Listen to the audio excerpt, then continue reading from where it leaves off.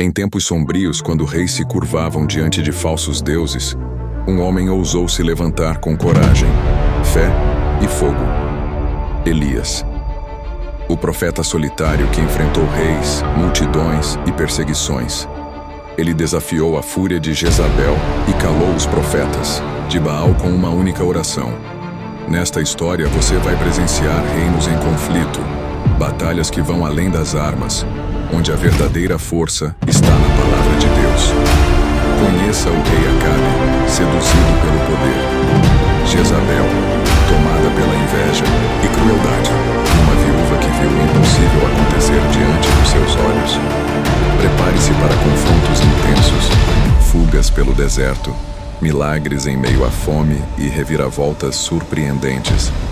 É uma jornada onde o céu se fecha em silêncio e depois se abre em chamas. Uma história sobre fé em meio ao caos, sobre queda e redenção. Fique até o fim, porque o desfecho é simplesmente inesquecível. Esta é a história de Elias, e ela vai tocar o seu coração. Era uma época sombria, marcada pela corrupção moral e espiritual de um povo que havia se afastado da luz do verdadeiro Deus. O reino de Israel, outrora unido sob o governo de Davi e Salomão, agora estava dividido, frágil e vulnerável ao inimigo mais perigoso, a idolatria. Acabe, rei escolhido por Deus para governar seu povo, havia se rendido aos desejos carnais e permitido que seu coração fosse dominado por Jezabel, sua esposa. Ela, filha de Et-Baal, rei dos Sidônios, era uma adoradora fanática de Baal, um falso deus que exigia rituais sangrentos e prometia falsas bênçãos em troca de sacrifícios humanos e práticas abomináveis. Jezabel não apenas introduziu o culto pagão em Israel, como também espalhou terror entre os seguidores do Senhor. Os profetas verdadeiros eram caçados, perseguidos e mortos. O altar do Senhor estava abandonado, e o povo andava confuso, sem direção espiritual.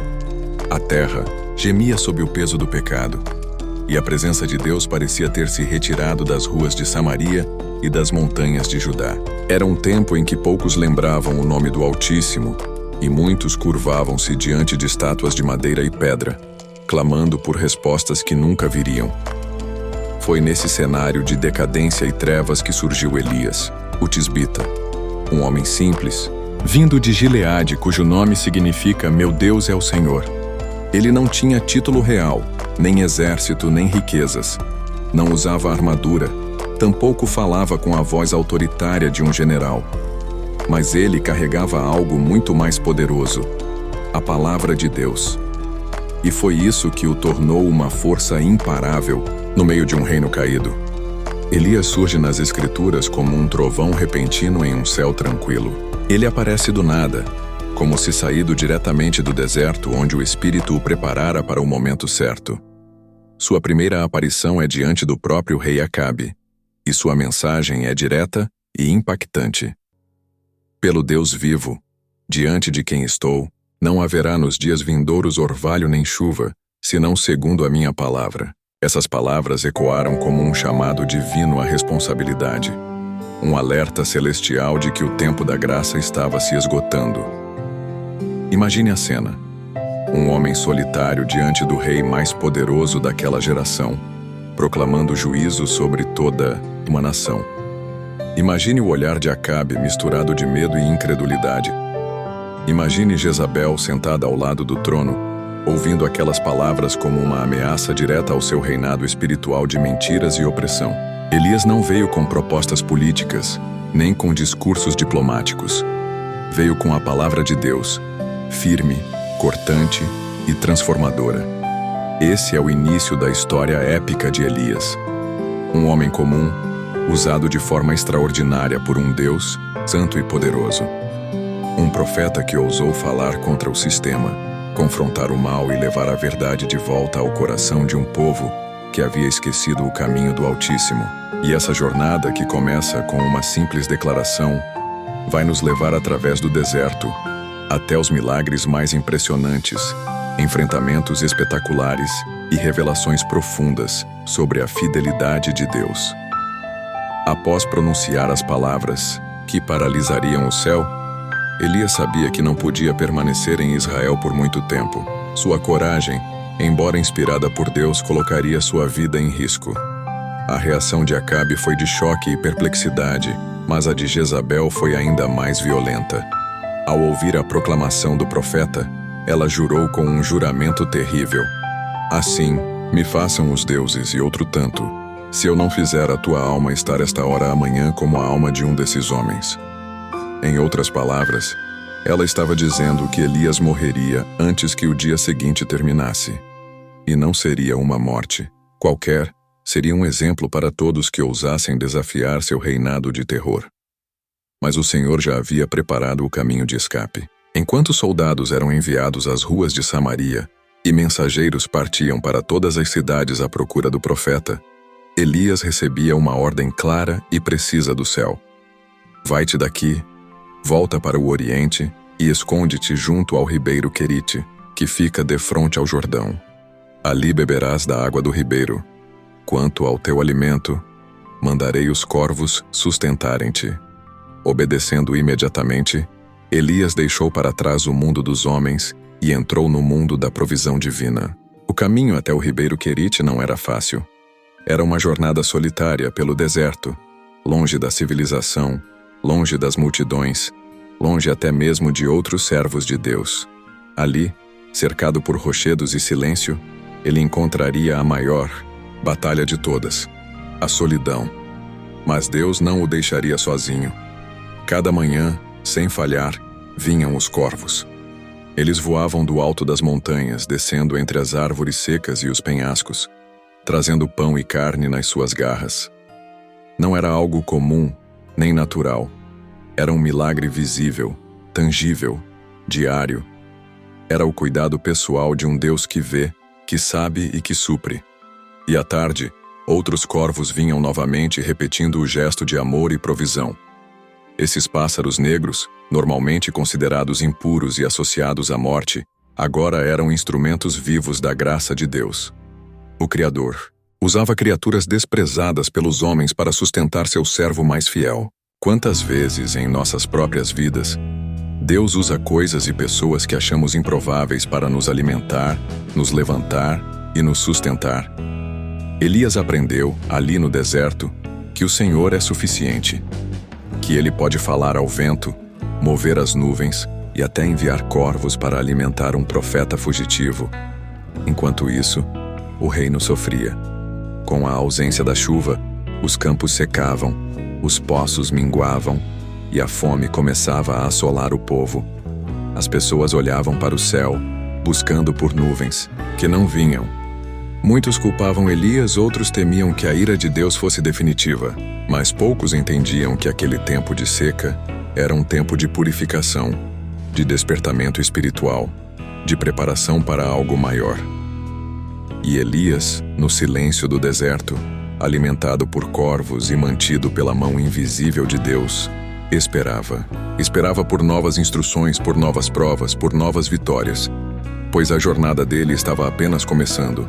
O ribeiro Querite não era um lugar qualquer. Ficava escondido entre as montanhas da região leste do Rio Jordão, longe dos olhos humanos, longe das estradas movimentadas, longe do mundo que Elias conhecera até então. Era um lugar de silêncio, de solidão e de provação. Um lugar onde o vento soprava sem pressa, os dias se estendiam como sombras alongadas no chão árido, e o tempo parecia parar. Ali, Elias vivia sob a proteção invisível de Deus. Cada manhã, antes mesmo que o sol rompesse o horizonte com seus raios dourados, ele ouvia o bater das asas contra o céu ainda escuro. Os corvos vinham em pares, às vezes 2, às vezes mais, voando baixo, descendo suavemente até o pequeno abrigo de pedra onde o profeta se refugiava. Eles traziam em suas garras pedaços de pão, lascas de carne, alimentos simples, mas suficientes para manter a vida de um homem fugitivo em meio ao deserto. Essa cena, repetida dia após dia, era algo extraordinário, pois os corvos eram aves, consideradas impuras segundo a lei judaica, criaturas associadas à morte, ao abandono e à desolação. E, no entanto, Deus usava justamente aquelas criaturas desprezadas pelos homens para sustentar seu servo mais fiel. Não havia mercado, nem agricultura ali, nenhuma fonte humana de provisão. Apenas a fidelidade divina manifestada através de criaturas que ninguém esperaria. Elias aprendia ali uma verdade profunda. Deus pode usar qualquer coisa, qualquer pessoa, qualquer circunstância para suprir as nossas necessidades. Ele não depende de recursos humanos, nem de sistemas terrenos. Sua provisão é soberana, inesperada e perfeita. Além do alimento havia água. O ribeiro, embora modesto, mantinha-se cheio por algum tempo. Suas águas cristalinas desciam das montanhas próximas, alimentadas por nascentes ocultas, e ofereciam ao profeta um refúgio físico e espiritual. Ali ele podia beber, lavar seu rosto cansado, molhar os lábios ressecados pelo sol e encontrar um pouco de alívio naquela jornada tão solitária. Mas o isolamento também trazia consigo perguntas. Enquanto via o céu azul sobre si e ouvia apenas o murmúrio do riacho e o voo distante das aves, Elias talvez tenha se perguntado: por que estou aqui? Onde está o meu povo?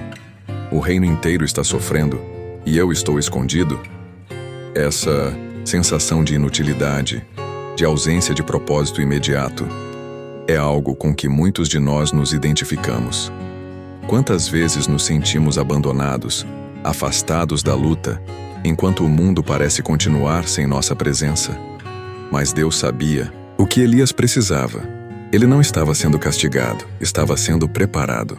Naquele lugar remoto, longe da multidão, longe do palácio, longe da guerra política e religiosa, Elias tinha tempo para ouvir Deus. Para ouvi-lo não com trovões e relâmpagos, mas com o sussurro do vento, com o cair da noite, com o milagre diário dos corvos e com a constância da água. Foi ali na quietude que Elias aprendeu a confiar profundamente. Confiança não é apenas crer que Deus vai agir. É crer que Ele já está agindo, mesmo quando tudo parece perdido. Mesmo quando você não entende por que está ali. Mesmo quando sua única companhia são pássaros negros e o eco de seus próprios passos. Esse tempo em Querite foi essencial para moldar o coração do profeta. Ele sairia dali mais humilde, mais dependente de Deus, mais preparado para enfrentar os desafios que viriam a seguir. Porque aquele deserto não era o fim da jornada, era apenas o começo do treinamento celestial.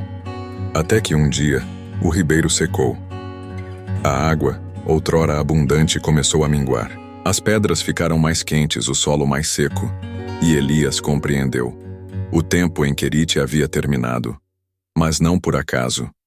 Era hora de ir novamente ao encontro do povo, de deixar o isolamento para cumprir um novo chamado, de ver o poder de Deus se manifestar não apenas em sua própria vida, mas na vida de outros.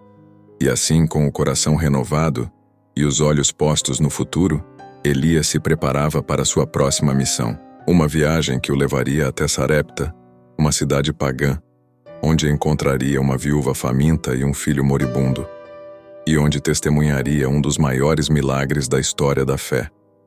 Após deixar o refúgio do ribeiro Querite, Elias recebe uma nova direção divina. Deus fala com ele e diz: levanta-te, vai a Sarepta, que pertence a Sidom, e habita ali. Eis que ordenei a uma mulher viúva que te sustente. É uma ordem surpreendente, não apenas por levar o profeta para fora dos limites de Israel, terra prometida, mas por confiar sua vida à provisão de uma estranha, uma viúva, uma pagã. Sarepta era uma cidade pequena, localizada nas terras dos Sidônios, um lugar dominado pelo culto a Baal e a deusa Azerá. Ali, a idolatria era regra, não exceção. Era um lugar onde o nome do Senhor era desconhecido e onde a fome já castigava as ruas como uma sombra faminta. E foi justamente ali que Deus escolheu para manifestar seu poder de maneira gloriosa. Ao chegar às proximidades da cidade, Elias avista uma mulher curvada junto a um monte de pedras, recolhendo uns poucos gravetos secos. Ela move-se lentamente, cansada, os olhos marcados pela tristeza e pela fome. O profeta se aproxima e lhe pede água. Antes mesmo que ela termine de atendê-lo, ele acrescenta: traga-me também um bocado de pão. Ela hesita. Olha para o homem vestido com um manto simples coberto de poeira da jornada e responde com uma voz frágil carregada de resignação: tão certo como vive o Senhor teu Deus, não tenho pão, senão apenas um punhado de farinha numa panela e um pouco de azeite numa botija. Estou aqui recolhendo 2 gravetos para ir preparar isso para mim e para o meu filho, para comermos e depois morrermos. Essas palavras ecoam no coração de Elias como um grito silencioso de desespero. A viúva estava em seu último suspiro, de esperança. Havia aceitado a morte como destino inevitável, não apenas para si, mas para seu próprio filho. Porém, naquele instante, Elias lhe dá uma ordem que parece absurda. Não temas, vai, faz como disseste. Porém, primeiro prepara-me dele uma pequena torta e traze-ma. Depois farás para ti e para teu filho. Ela olha para ele sem entender. Como pode um estranho lhe pedir comida, sabendo que ela mal tem o suficiente para um último jantar? Mas Elias continua: porque assim diz o Senhor Deus de Israel: a panela da farinha não se esvaziará, e a botija do azeite não diminuirá, até o dia em que o Senhor mande chuva sobre a terra. Era uma fé impossível, uma ordem inacreditável. Preparar primeiro para o profeta quando o próprio pão da família já era escasso. Mas há algo na voz de Elias que toca o coração daquela mulher. Talvez fosse a autoridade com que falava, ou talvez a própria presença de Deus que emanava dele. De qualquer forma, ela obedece. Sai. Coleta os últimos pedaços de farinha e gotas de azeite. Faz uma pequena torta e a oferece ao profeta. E então, acontece o milagre. Dia após dia, a panela permanece cheia.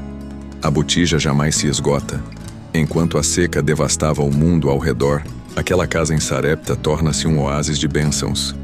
Trigo invisível, óleo inesgotável. Um milagre contínuo, diário, constante. Elias está ali, hospedado sob o teto daquela casa, testemunhando não apenas a provisão física, mas a restauração espiritual daquela família. Mas nem tudo são flores nessa jornada. Há um momento em que a provação volta mais forte. Um dia, o filho da viúva adoece.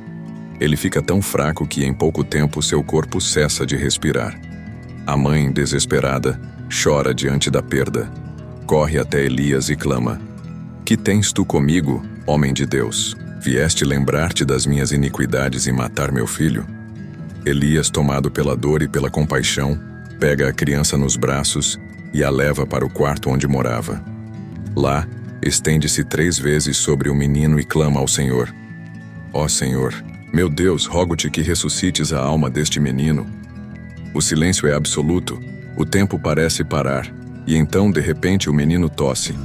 Respira, abre os olhos. Elias o levanta e o devolve à mãe, dizendo: olha, teu filho vive. Imagine a cena. A mãe segura novamente nos braços aquele que havia sido tirado dela. Um milagre maior do que a provisão diária. Maior do que a farinha e o azeite. Pois, esse milagre tocava o mais profundo da existência humana: a vida. A morte havia sido vencida. A promessa de Deus cumprida. A fé daquela mulher não apenas salva, mas transformada. Ela, que antes via o sofrimento como destino, agora via a ressurreição como realidade. E Elias, que saíra de Querite como um fugitivo, agora caminhava como um instrumento da vida. Os dias em Sarepta foram um testemunho poderoso de que Deus age onde menos se espera, que Ele visita quem crê, e que nem mesmo a morte é capaz de resistir à sua voz. Mas essa paz não duraria para sempre. Haviam sinais no horizonte. No céu, nuvens começavam a se formar. A seca dava sinais de fim. E Elias sabia, era chegada a hora de retornar. Voltar ao campo de batalha. Enfrentar o altar de Baal. Subir ao Monte Carmelo e confrontar os profetas do falso Deus. Pois a guerra não acabara.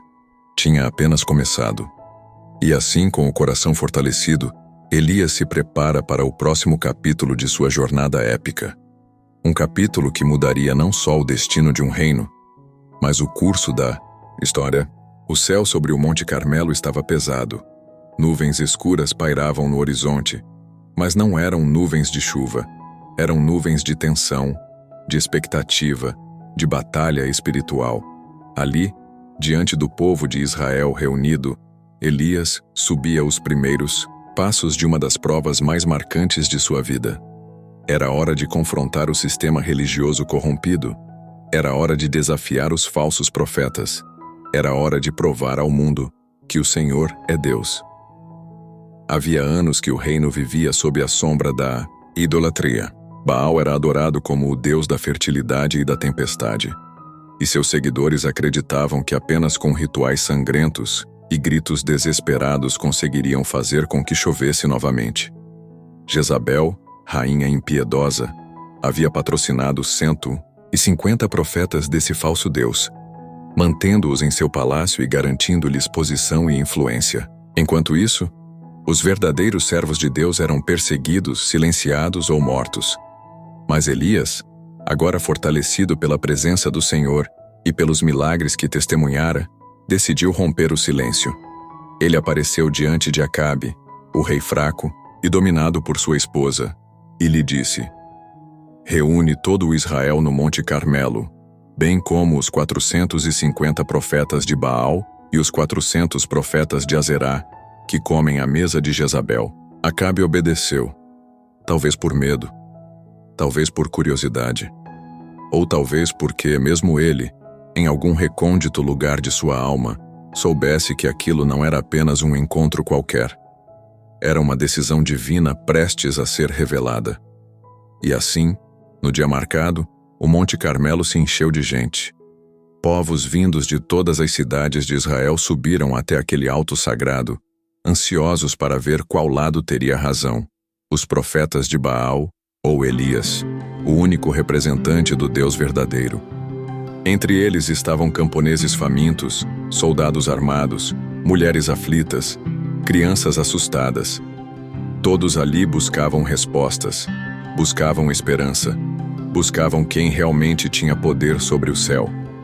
No centro do monte, Elias se posicionou diante dos profetas de Baal, sozinho, 1 contra 450. E foi então que ele lançou o desafio: escolhei um bezerro e preparai o primeiro, pois sois muitos. Invocai o nome do vosso Deus, e eu prepararei o outro bezerro e invocarei o nome do Senhor. O Deus que responder por fogo, esse é Deus. Uma proposta simples, uma prova clara, nenhuma manipulação, nenhum truque humano, apenas a manifestação visível do poder divino. Se Baal respondesse, seria reconhecido como verdadeiro, mas se o Senhor respondesse, então todos saberiam que ele, e somente ele, era o verdadeiro Criador dos céus e da terra. Os profetas de Baal aceitaram o desafio. Montaram o altar, prepararam o bezerro e começaram a clamar. Gritavam, dançavam, cortavam-se com espadas e lanças, chorando e suplicando: ó Baal, ouve-nos, ó Baal, responde-nos. A agitação era intensa, a emoção era alta, mas o céu permanecia mudo. As horas foram passando, o sol subiu, o calor aumentou, e a multidão observava perplexa. Os profetas de Baal continuavam suas práticas frenéticas, cada vez mais desesperados. Alguns já caíam exaustos, outros cambaleavam entre as pedras, clamando sem resposta. A ausência de qualquer reação visível do céu tornava o momento cada vez mais angustiante e irônico. Foi então que Elias, vendo o espetáculo inútil, começou a zombar deles com uma ironia carregada de verdade. Clamai em voz mais alta, pois ele é um Deus. Talvez esteja falando ou seguindo o caminho, ou está ocupado ou dorme e há de despertar. Aquelas palavras ecoaram como trovão no meio do silêncio. Não era crueldade, era provocação divina. Era a revelação de que todo o sistema baseado em mentiras, rituais vazios e promessas falsas não passava de ilusão. Os profetas de Baal olhavam para Elias indignados, mas não tinham resposta. Porque o Deus que serviam não existia, Era apenas uma criação humana, moldada pelas mãos do pecado e pelo coração endurecido. Então, veio a vez de Elias. Enquanto o sol começava a declinar, ele mandou que o povo se aproximasse. Reuniu os ossos do antigo altar do Senhor, que havia sido destruído durante os anos de apostasia, e o reconstruiu com 12 pedras, uma para cada tribo de Israel. Colocou a lenha em cima, preparou o bezerro e, para surpresa de todos, ordenou que derramassem sobre o altar não apenas uma, mas 3 grandes jarras de água, enchendo também o sulco ao redor. Era algo inacreditável. Em plena seca, Elias usava a água generosamente como se tivesse o controle absoluto sobre ela. Como se soubessem que o Senhor, quando o rei se curvava diante de falsos deuses, um homem ousou, como se dissesse ao universo inteiro: "Este é o meu Deus, e ele pode transformar o impossível em realidade." Com tudo preparado, Elias se aproximou e orou. Sua oração não era longa nem dramática. Era simples, direta, cheia de fé. Ó Senhor, Deus de Abraão, de Isaque e de Israel, mostra hoje que Tu és Deus em Israel, e que eu sou Teu servo, e que por Tua palavra tenho feito toda esta obra. Responde-me, Senhor, responde-me para que este povo saiba que Tu, Senhor, és Deus e que fizeste voltar o seu coração. E então, aconteceu. Num instante, o céu se rasgou. Um fogo intenso desceu do alto, consumindo o holocausto, a lenha, as pedras, a terra e até mesmo a água que estava no sulco. A chama devoradora varreu o altar, deixando tudo em cinzas, e o povo caiu de joelhos, clamando em uníssono: "O Senhor é Deus, o Senhor é Deus." Foi um momento de purificação nacional, de restauração espiritual, de libertação coletiva. O povo, que por tanto tempo andara perdido, confuso, escravizado por falsas doutrinas, agora via com seus próprios olhos que o Senhor era o único Deus verdadeiro, que ele ouvia, que ele respondia, que ele ainda amava. Elias, coberto de cinza e sujeira, levantou-se e viu o povo render-se ao verdadeiro rei. Viu os falsos profetas presos e levados ao ribeiro de Quizon, onde foram executados. Viu o fim de uma era de trevas e o início de um novo despertamento. E, acima de tudo, viu a mão de Deus mover-se de forma gloriosa, cumprindo sua promessa e abrindo os céus para o retorno da chuva. Ali, no Monte Carmelo, Elias não apenas venceu uma batalha política ou religiosa. Ele venceu uma guerra espiritual. Mostrou ao mundo que Deus não está distante, mas está próximo daqueles que o buscam com sinceridade. Que ele não precisa de gritos desesperados ou de rituais sangrentos para mostrar seu poder. Basta uma oração sincera, um coração humilde e uma fé inabalável. E como se o próprio céu quisesse confirmar essa vitória, poucas horas depois, grossas nuvens começaram a se formar. Gotas grossas começaram a cair. A terra, tão seca, sorveu com sede a água celestial. A natureza cantava. O povo respirava alívio. E Elias, de joelhos sobre o monte, elevava os braços ao céu, agradecendo ao Senhor por mais uma prova de sua fidelidade. A jornada de Elias ainda não terminara. Haveria novos desafios, novas provações, novas quedas. Mas naquele momento, naquele alto monte, ele sabia de uma coisa: o Senhor é Deus. E sempre será. O céu ainda estava cinza quando Elias desceu do Monte Carmelo. As nuvens pesadas haviam dado lugar a uma chuva abundante, como se o próprio céu estivesse lavando os pecados de um povo que por tanto tempo havia se perdido. O cheiro da terra, molhada, subia em volutas suaves, misturando-se ao vento que descia das montanhas. Era o fim de uma era de seca e o começo de uma nova batalha. Mas nem todos viam aquilo como vitória. Enquanto o povo celebrava nas ruas, enquanto os profetas de Baal eram levados para o ribeiro de Quizon e ali executados, Jezabel, rainha de Israel, recebia a notícia com olhos frios e mãos cerradas. Sentada no trono de Samaria, ela ouviu relatos sobre o fogo que desceu do céu, sobre o altar consumido pelas chamas divinas, sobre o clamor do povo quebrado. O Senhor é Deus, Ela não chorou, não gritou, não se prostrou. Em vez disso, jurou com um juramento mortal: assim me façam os deuses e outro tanto, se eu não fizer a tua alma estar esta hora amanhã como a alma de um desses homens. Foi uma sentença direta, uma promessa de morte, e Elias pela primeira vez sentiu o peso do medo, pois ele sabia que Jezabel não fazia promessas vazias. Ela não precisava de exércitos, nem de altares, nem de rituais. Tinha poder suficiente para transformar a vida de qualquer inimigo num instante. E o seu seria o próximo alvo. E assim, sem sequer voltar para casa, sem parar para comer ou descansar, Elias partiu. Saiu às pressas, deixando para trás as ruas de Jeizelim, onde antes havia caminhado com força e coragem. Agora seus passos eram apressados, sua respiração ofegante, seu coração acelerado. Ele fugia, corria como um animal perseguido.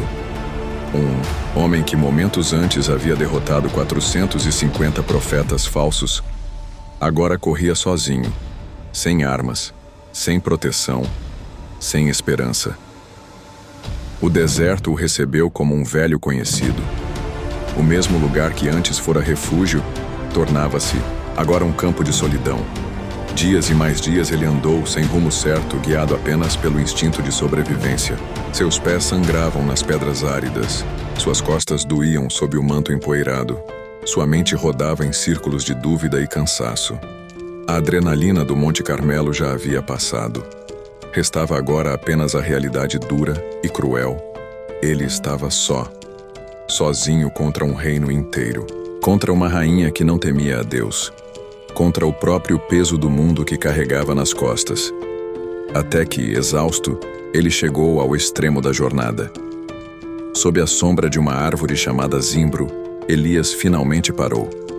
Deixou-se cair ao chão, encostado na casca grossa da planta, e ali, naquele momento de total abatimento, falou ao Senhor com uma voz fraca e cansada: Basta, agora, Senhor, tira a minha alma, pois não sou melhor do que meus pais. Essas palavras ecoaram como um sussurro de rendição. Elias, o homem que enfrentara reis, milagres e até o próprio céu, agora pedia para morrer. Não por covardia, mas por cansaço, por solidão, por depressão. Quantos de nós, em nossos próprios momentos mais baixos, já não nos sentimos assim? Como se tudo estivesse perdido, como se nossa força tivesse se esgotado, como se não houvesse mais razão para continuar. Ali, sob aquele zimbro, Elias adormeceu, exausto, vazio, quebrado. E foi nesse momento de total fraqueza que Deus agiu. Um anjo tocou-o de leve, despertando-o com gentileza. Diante dele, havia um pão assado sobre pedras quentes e um vaso com água fresca. O mensageiro celestial disse-lhe apenas: Levanta-te, come, porque ainda te é longo o caminho. Elias obedeceu. Comeu, bebeu e dormiu novamente. E o anjo voltou, tocou-o outra vez e repetiu a ordem: Levanta-te, come, para que o caminho te não seja demasiado penoso. 2 vezes Elias recebeu esse sustento divino. 2 vezes foi alimentado por mãos invisíveis. 2 vezes fortalecido para continuar. E então, renovado, levantou-se e caminhou. Não para casa, não para o palácio, mas para o Monte Horebe, o monte de Deus. 40 dias e 40 noites ele andou, guiado por essa força que vinha do alto. Alimentado não apenas pelo pão e pela água, mas por algo maior, pela presença de Deus, pela lembrança de que ele nunca o abandonara, que mesmo em sua queda mais profunda, o Senhor estava ali. Ao chegar ao pé do Monte Horebe, Elias entra numa caverna e ali se abriga. É lá que Deus lhe fará uma pergunta crucial, uma pergunta que mudará para sempre o rumo de sua jornada, mas isso será revelado no próximo capítulo. Por ora, Elias repousa, ferido sim, cansado sem dúvida, mas vivo, mais do que isso, escolhido. Um servo de Deus que mesmo em seus momentos mais escuros, continuava sendo usado por aquele que governa os céus e a terra. pois mesmo os maiores homens de Deus têm dias de fraqueza. Mesmo os mais corajosos enfrentam depressão. Mesmo os mais fortes precisam ser alimentados por mãos invisíveis. E mesmo os mais fiéis, às vezes, precisam ouvir a voz de um anjo dizendo: levanta-te, come, anda mais um pouco. O caminho ainda não acabou. O Monte Horebe, também conhecido como o Monte de Deus, erguia-se imponente diante de Elias. Era o mesmo lugar onde Moisés havia recebido a lei, onde os trovões ecoaram no céu e a presença do Senhor desceu em chamas sobre o Sinai. Ali, entre as rochas e ventos cortantes, Elias se refugiava mais uma vez, não por ordem divina, mas por cansaço humano. Dentro de uma caverna escura, ele se sentava sozinho. Seus olhos estavam perdidos na distância, fixos em algo que ninguém mais via. Sua alma pesava como chumbo. Tinha fugido da batalha, do povo, da responsabilidade. E agora, ali, parecia perguntar a si mesmo: por que tudo isso? Eu servi com fidelidade, lutei com coragem, dei minha vida, e ainda assim estou só. Foi então que Deus falou. Uma voz que não vinha com trovão, nem com terremoto, nem com fogo, mas com um sussurro suave, quase inaudível, como o som de uma brisa leve tocando as folhas secas. Deus não precisava de grandiosidade para manifestar sua presença. Ele não precisava de palácios ou altares para revelar seu poder. Bastava um sopro, e o universo inteiro se curvava. E disse ao profeta: Elias, que fazes aqui? Essa pergunta ecoou dentro da caverna e dentro do próprio coração de Elias.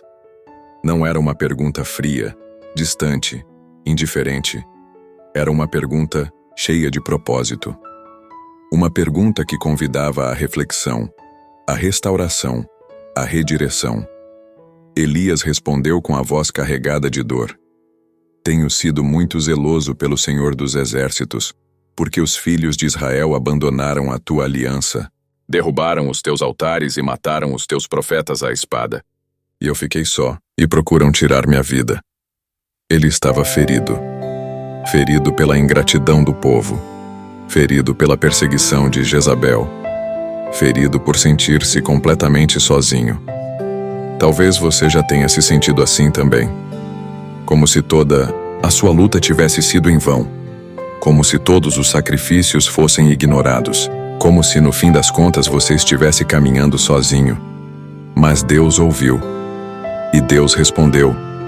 Saindo da caverna, Elias viu passar diante dele uma grande e forte ventania, tão intensa que partia os montes e quebrava as pedras. Mas o Senhor não estava no vento. Depois do vento, veio um terremoto, sacudindo o chão sob seus pés, abalando as raízes do monte. Mas o Senhor não estava no terremoto. Após o terremoto, veio um fogo, ardente e consumidor, capaz de purificar qualquer coisa em seu caminho.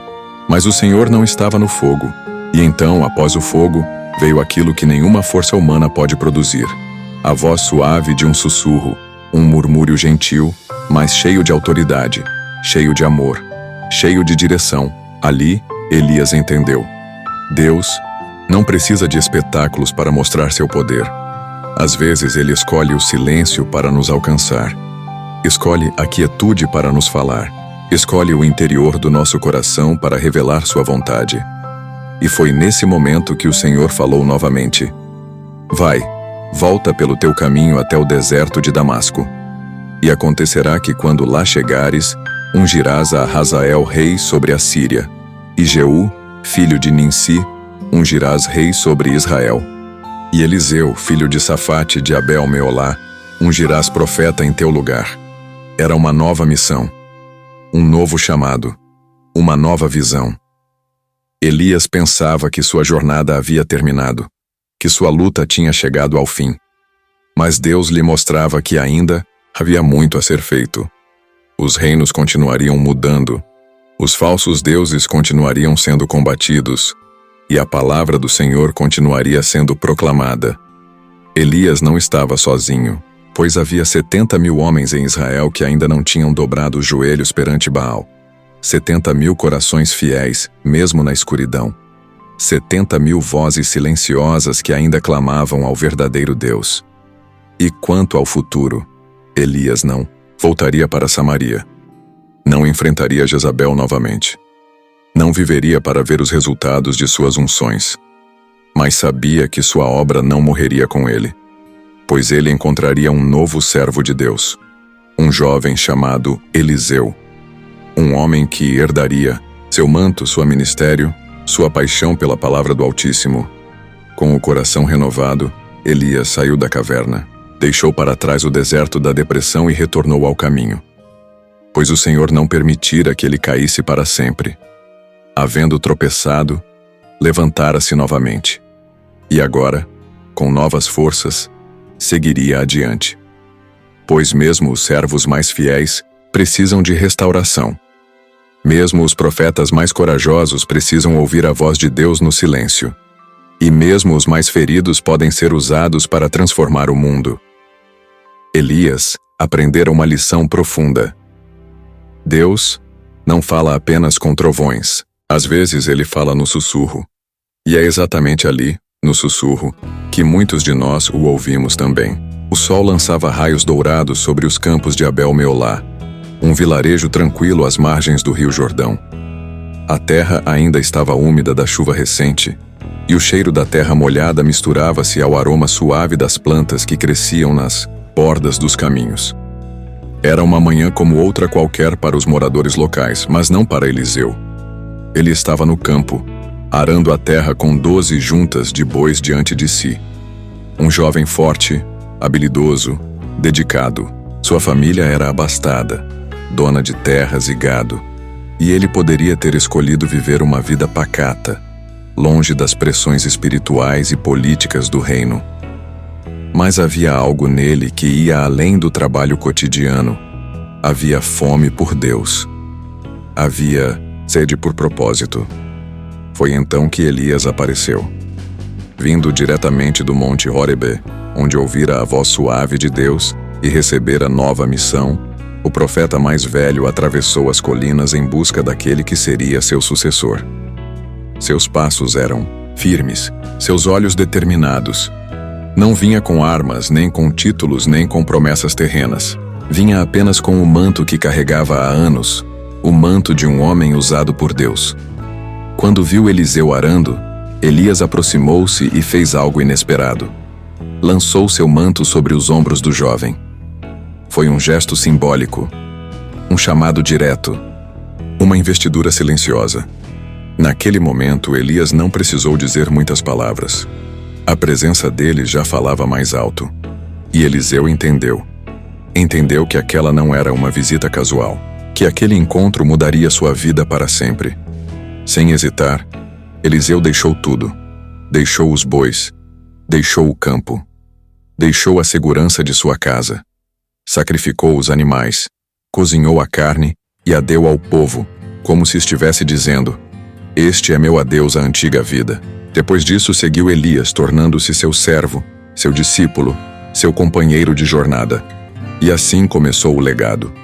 Eliseu não era apenas um ajudante, ele era um aprendiz, um observador atento, um coração sedento por aprender cada movimento, cada oração, cada decisão do grande profeta. Andava ao lado de Elias como sombra fiel, testemunhando milagres, ouvindo ensinos, absorvendo sabedoria. Dia após dia tornava-se mais do que apenas um sucessor. Tornava-se um reflexo da paixão de Elias pelo Senhor. Elias, por sua vez, não tratava Eliseu com arrogância ou distanciamento. Mostrava-lhe o caminho, ensinava-lhe a escutar a voz de Deus, guiava-o nos momentos de dúvida. Ele sabia que sua jornada terrena estava chegando ao fim. Sabia que logo entregaria o manto, a missão e a responsabilidade. E queria deixar alguém preparado para continuar a obra. Havia muitos profetas em Israel, muitos homens e mulheres que serviam ao Senhor. Mas poucos tinham o mesmo nível de unção, coragem e visão que Elias possuía. Por isso, encontrar um verdadeiro discípulo foi essencial. Alguém que não apenas ouvisse as palavras, mas vivesse a missão. Alguém que, quando o mestre partisse, continuasse a proclamar a palavra com a mesma intensidade. E assim, enquanto andavam juntos, Elias e Eliseu formavam um retrato perfeito do que deve ser o discipulado cristão. Um relacionamento profundo, transformador, onde o mais experiente investe no que está começando, para que o reino continue crescendo. Ao longo dos meses seguintes, Eliseu viu Elias realizar milagres. Viu-o curar leprosos, multiplicar alimentos, confrontar reis e profetizar juízo. Viu-o subir montanhas e descer vales, enfrentar multidões e permanecer firme na fé. Cada passo do mestre era uma lição. Cada palavra, um ensinamento gravado no coração do jovem discípulo. Mas havia uma coisa que Eliseu desejava acima de tudo. Peço-te que haja em mim uma dupla porção do teu espírito. Essa foi sua única exigência, sua única condição. Não pediu riquezas, posição ou fama. Pediu mais do Espírito Santo, mais unção, mais poder, pois entendia que sem isso nada seria possível. Sem o Espírito, não haveria força para enfrentar os dias difíceis que viriam. E Elias respondeu com clareza: também pediste coisa difícil. Todavia, se me vires quando for arrebatado de ti, assim te será concedido. De outra sorte, não. Aquelas palavras ecoaram no coração de Eliseu como um desafio, um chamado, uma promessa. Ele sabia que o tempo estava se esgotando, que a partida de Elias era iminente, e que se quisesse herdar o manto e a unção, teria que estar presente no momento mais dramático da jornada de seu mestre. E assim, os dois seguiram juntos, Elias e Eliseu, mestre e discípulo, profeta e sucessor, dois homens unidos pela mesma paixão, servir ao Senhor, proclamar sua palavra e deixar um legado eterno. Poucas semanas depois, eles chegariam ao Rio Jordão, e ali, em um momento que jamais seria esquecido, Elias faria o último milagre de sua vida, e Eliseu receberia o começo de sua própria história. O Rio Jordão corria tranquilo naquele dia, mas o coração de Eliseu batia acelerado. Ele caminhava ao lado de Elias como fizera por tanto tempo, mas sabia que algo estava diferente. Havia uma energia no ar, uma tensão espiritual palpável. Os profetas que encontravam pelo caminho olhavam para eles com expressões carregadas de significado. E cada passo parecia levar Elias mais perto do fim e Eliseu mais perto do começo. Elias tentou por várias vezes deixar seu discípulo para trás. Fica aqui, dizia ele em Gilgal. O Senhor me enviou até Betel. Mas Eliseu não aceitava. Tão certo como vive o Senhor, e tão certo como tua alma vive, não te deixarei. Respondia com firmeza.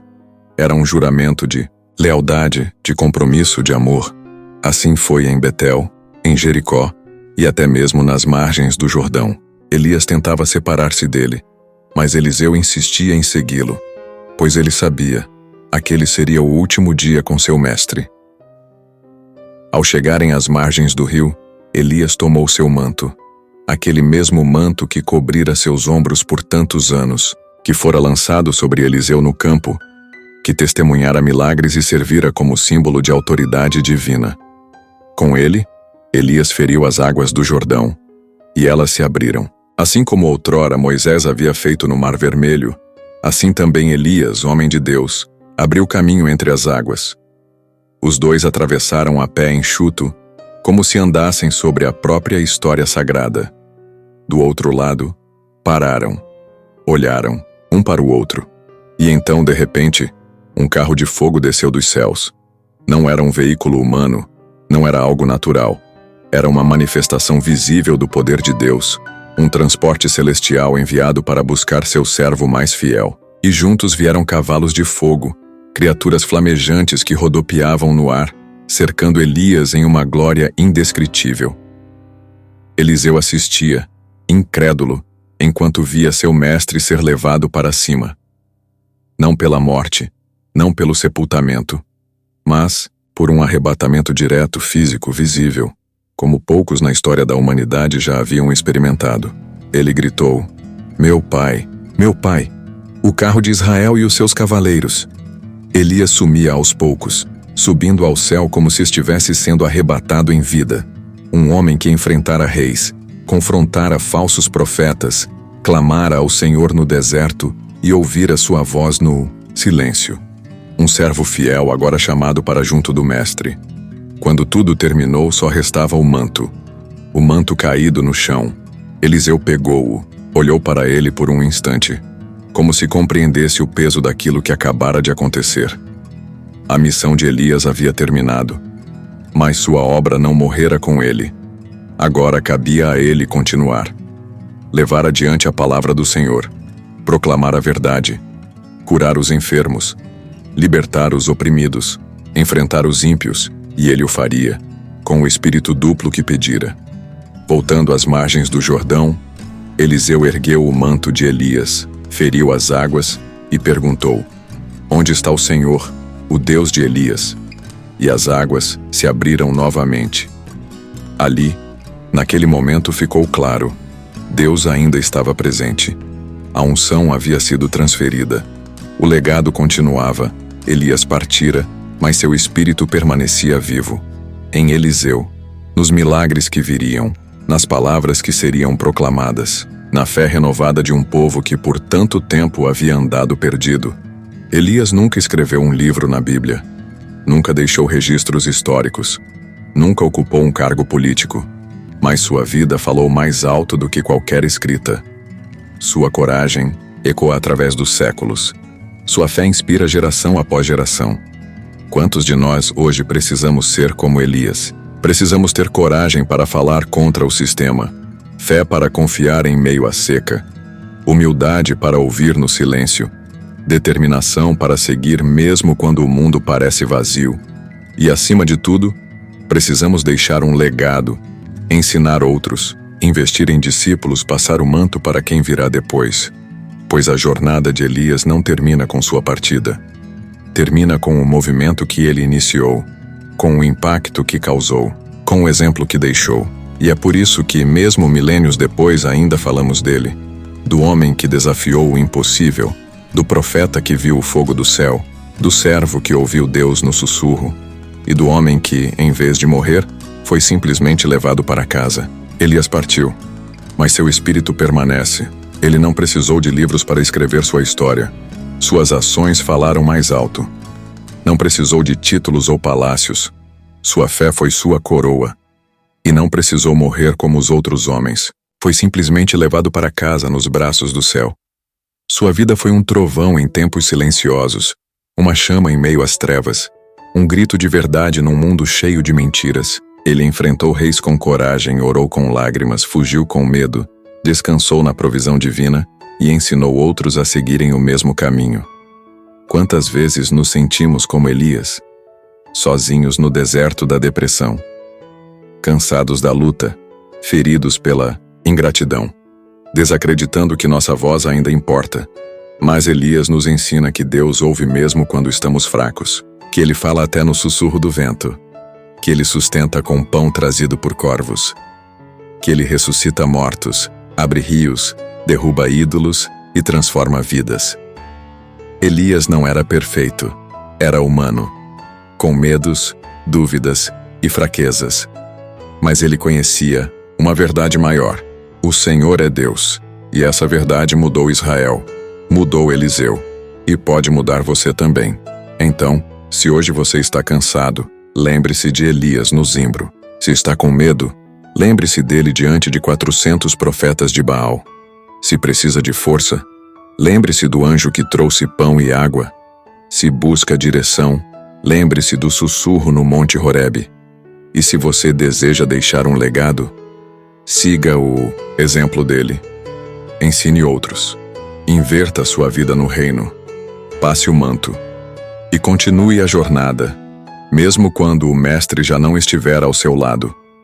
Pois enquanto Elias subiu aos céus, seu espírito continua aqui, no coração daqueles que ainda ousam dizer: o Senhor é Deus.